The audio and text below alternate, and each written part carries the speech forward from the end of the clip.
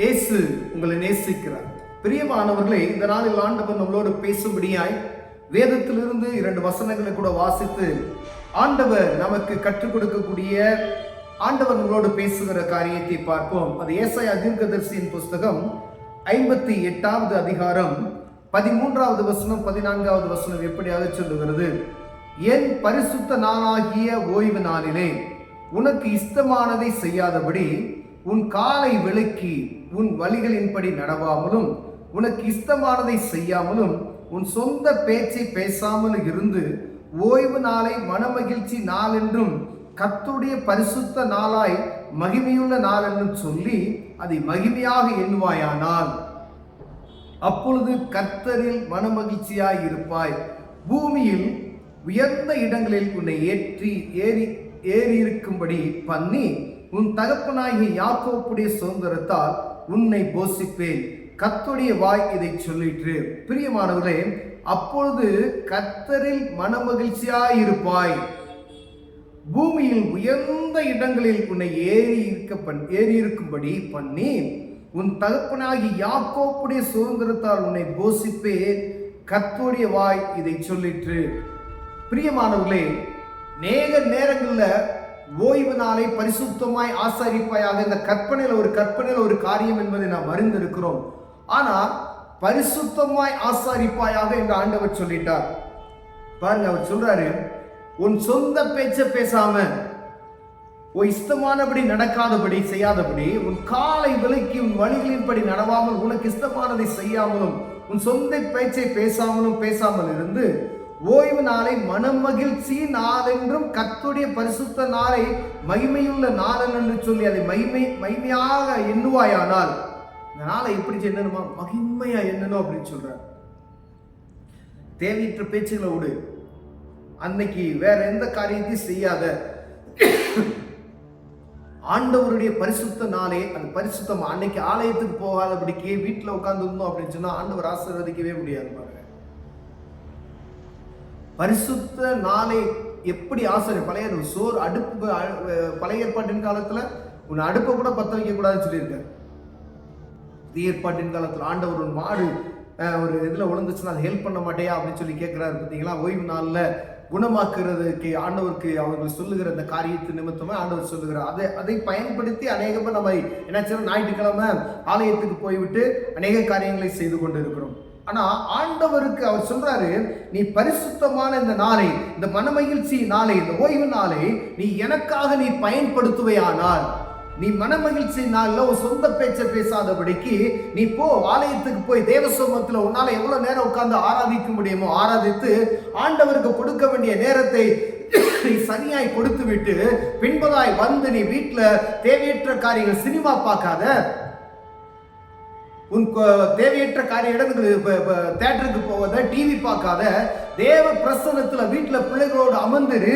அப்படிலாம் நீ மனமகிழ்ச்சியா இருந்து இந்த நாளை மனமகிழ்ச்சி நாள் என்று எண்ணுவாயானால் ஆண்டவர் சொல்றாரு, அப்பொழுது கர்த்தரின் மகிழ்ச்சியா இருப்பாய். அப்பதான் ஆண்டவருக்குள்ள நீ மகிழ்ச்சியா இருக்க முடியும்.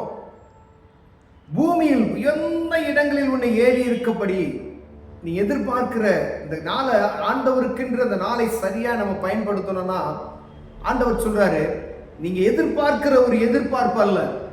பூமியில் நீங்க உயர்ந்த ஸ்தானத்துல ராஜாக்களோடு அமரப்பன உங்களை ராஜாக்களை மாற்றுவேன். உன் தகப்பனாய் யாக்கோப்புடைய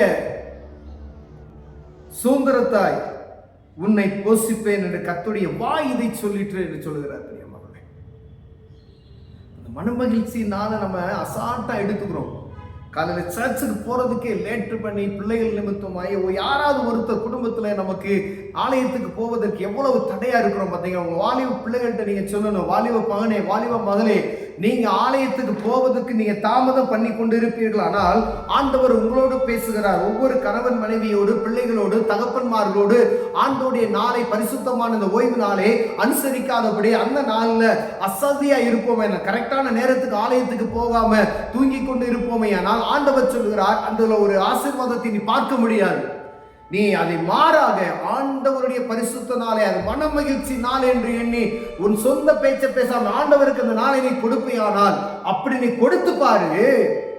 அப்படி கொடுத்து பார்க்கும் பொழுது ஆண்டவர் என்ன செய்ய, உயர்ந்த இடத்துல ஏற பண்ணி அப்படின்னு சொல்றாரு. அது அந்த உயர்வு நம்ம எதிர்பார்க்கிற மாதிரிலாம் இருக்காது. உயர்ந்து இருக்கும்படி அநேகம் பேர் அதை ஆசீர்வாதத்தை சுதந்திரித்துக் கொள்ளுகிறார்கள். ஆனா ஆண்டவர் உங்களோடும் என்னோடு பேசுகிறார். இந்த மன மகிழ்ச்சியானாலே ஆண்டவருக்கு என்று நீ விட்டு கொடுப்பையானால், அவருடைய வார்த்தைகளை நீ பேசுவையானால், வேத வசனத்தை நல்ல தியானிப்பையானால், அந்த மன மகிழ்ச்சி நாள் மூலம் தேவனுடைய பிரசன்னத்தில் இருக்கும் பொழுது ஆண்டவருடைய ஆசீர்வாதத்தை நாம் சுதந்திரித்துக் கொள்ள முடியும் என்று ஆண்டவர் சொல்லுகிறார். பிரியமானவர்களே, யாக்கோப்புடைய சுதந்திரத்தை உனக்கு நான் தருவேன் அப்படின்றார். அதுதான் பரிபூர்ண ஒரு ஆசீர்வாதம். எந்த ஸ்தானத்துல நான் உன்னை வைப்பேன் அப்படின்னு சொல்லு. இதை நீங்க அனுபவிச்சாதான் மட்டும்தான் தெரியும். இதை நீங்க ஆண்டவருக்கு அந்த நாளை கொடுத்து, ஏதோ ஆலயத்துக்கு போகணும் அப்படின்னு கணவனுக்கு பயந்து, மனைவிக்கு பயந்து, பிள்ளைகளுக்கு பயந்து, யாருக்கெல்லாம் பயந்து பயந்து பயந்து பயந்து யாருக்கும் பயப்படாம இந்த ஓய்வு நாள் சாப்பிட்டா சாப்பிடு, சாப்பிடலன்னா போ. முதல்ல ஆண்டவருக்கு, இரண்டாவது வீட்டில் மற்ற காரியத்தை பார்ப்போம் என்று நீங்கள் முடிவெடுப்பீர்களால் ஆண்டவர் உங்களை ஆசீர்வதிக்க வல்லமை உள்ளவராக இருக்கிறார். அது ஆண்களா இருக்கலாம், பெண்களா இருக்கலாம், வாலிபர்களா இருக்கலாம், வாலிப சகோதரிமார்களா இருக்கலாம், முதியவர்களா இருக்கலாம். ஆண்டவருக்கு கொடுக்க வேண்டிய கனத்தை மன மகிழ்ச்சி நாள், ஓய்வு நாள்ல, பரிசுத்த ஓய்வு நாளை நீங்க ஆசரிப்பீர்களானால் ஆண்டவர் உங்களை உயர்த்துவதில் ஒரு எல்லளவு சந்தேகம் இல்லை. பிரியமானவர்களே, இந்த கர்த்தருக்கென்று விட்டு கொடுங்க. அந்த நாள் ஊழியம் செய்யுங்க. அந்த நாள்ல ஆண்டவர் பெரிய காரியத்தை செய்வார். செய்யும் பொழுதுதான் அந்த ஆசீர்வாதத்தை சுதந்திரித்துக்கொள்ளும். செஞ்சு பாருங்க, ஆண்டவர்களை ஆசீர்வதிப்பார். யாருடைய வாய்? நான் சொல்லல, கர்த்தருடைய வாய் இதை சொல்லிட்டு என்று வேதம் எழுதியிருக்கிறது. பிரியமானவர்களே, அப்ப நம்ம எவ்வளவு அஜாக்கிரதை உள்ளவர்களாய் காணப்படுகிறோம். அந்த ஓய்வு நாளை குறித்து ஜாக்கிரதை உள்ளாய் காணப்பட முடியாது. உங்களோடு என்னோடு பேசுறார். ஒருவேளை ஆலயத்துக்கு ஞாயிற்றுக்கிழமை நீங்க போகாம இருப்பீர்களானால் தயவுசெய்து ஆண்டவர் சமூகத்தை நோக்கி ஓடிடுங்க. ஆண்டவர் சமூகத்தை நோக்கி போயிருங்க. ஆண்டவர் உங்களை ஆசீர்வதிப்பார். கண்களை மூடுவோம், ஜெபம் செய்வோம். அன்பின் தகப்பனே, ஓய்வு நாளை பரிசுத்தமாய் ஆசாரிக்க எங்களுக்கு கிருபை பாராட்டுங்க ஆண்டவரே. அநேக நாட்கள் ஆண்டவரே நாங்கள் அந்த ஆண்டவரே அசதியா இருக்கிறோம். ஆண்டவரே, இந்த அசதியெல்லாம் எடுத்து போட்டு ஆண்டவருக்குள்ள நாள், ஆசீர்வாதத்தை சுதந்திரித்துக் கொள்ளுகிற நாள் என்று அறிந்த உலக எங்களை உதவி செய்யுங்க. இயேசுவின் நாமத்தில் பிதாவே, ஆமென்.